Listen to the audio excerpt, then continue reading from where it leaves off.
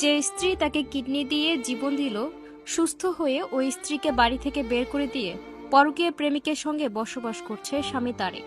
অমানবিক হৃদয় বিদারক এই ঘটনাটি ঘটেছে সাভারের কলমা এলাকায়। অকৃতজ্ঞ স্বামী তারেকের বিরুদ্ধে নারী নির্যাতনের মামলা করেছে টুনি। তারেক গ্রেফতার হলো, বর্তমানে জামিনে আছেন। বিয়ের 2 বছরের মাথায় দুঃসংবাদ পান টুনি।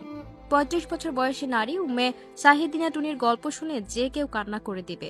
যিনি নিজের কিডনি দিয়ে স্বামীর জীবন বাঁচিয়েছিলেন, সে স্বামী সুস্থ হয়ে জড়িয়ে পড়লেন পরকীয়া ও অনলাইন জুয়ায়। শুধু তাই নয়, স্ত্রীকে মারধর করে বাড়ি থেকে বের করে দিয়ে প্রেমিকার সঙ্গে বসবাস করছেন তিনি। ভাগ্যের নির্মম পরিহাস। আমরা সবসময় একটা সম্পর্ক গড়ার আগে আমরা বলি আমি তোমার জন্য জীবন দিয়ে ফেলবো, কিন্তু বাস্তবে এটা অনেক কঠিন হয়ে যায়। কিন্তু টুনি সেটা করে দেখিয়েছে। স্বামীর জীবন বাঁচাতে নিজের কিডনি দিয়ে দিয়েছিলেন, কিন্তু এখন নিজে ঘর ছাড়া। ভালোবাসা কি অন্ধ? কখনো কখনো তা হয়তো অন্ধের চেয়েও বেশি আত্মবিসর্জনের।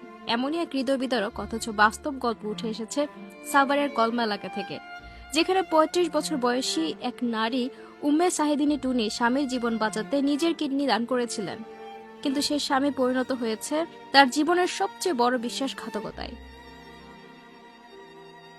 বিয়ের 2 বছরের মাথায় টুনি জানতে পারেন তার স্বামী মোহাম্মদ তারেকের 2টি কিডনি প্রায় অচল। ও সময় টুনি সদ্য এক সন্তানের মা হয়েছিলেন। নিজের এরই মধ্যে আসে স্বামীর জীবন মৃত্যুর দোলাচলের খবর, কিন্তু টুনি পিছু হাঁটেননি। ভালোবাসার দায় মেটাতে স্বামীর জন্য নিজের একটি কিডনি দান করেন তিনি। উন্নত চিকিৎসার জন্য স্বামীকে নিয়ে যান ভারতে। ব্যয়বহুল চিকিৎসা, অপারেশন, কিডনি প্রতিস্থাপন সবই টুনির হাতে করা। নিজের জীবনের একটি গুরুত্বপূর্ণ অঙ্গ হারিয়েও হাসি মুখে স্বামীকে ফিরিয়ে আনেন সুস্থ জীবনে।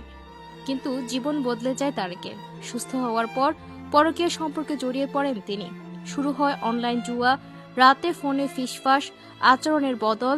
এক পর্যায়ে টুনিকে নির্যাতন শুরু করেন, যার পরিণতিতে তাকে মারধর করে ঘর ছাড়া করে দেওয়া হয়। বর্তমানে প্রেমিকার সঙ্গে বসবাস করছেন তারেক। টুনি বর্তমানে নারী নির্যাতনের মামলা করেছেন তার স্বামীর বিরুদ্ধে।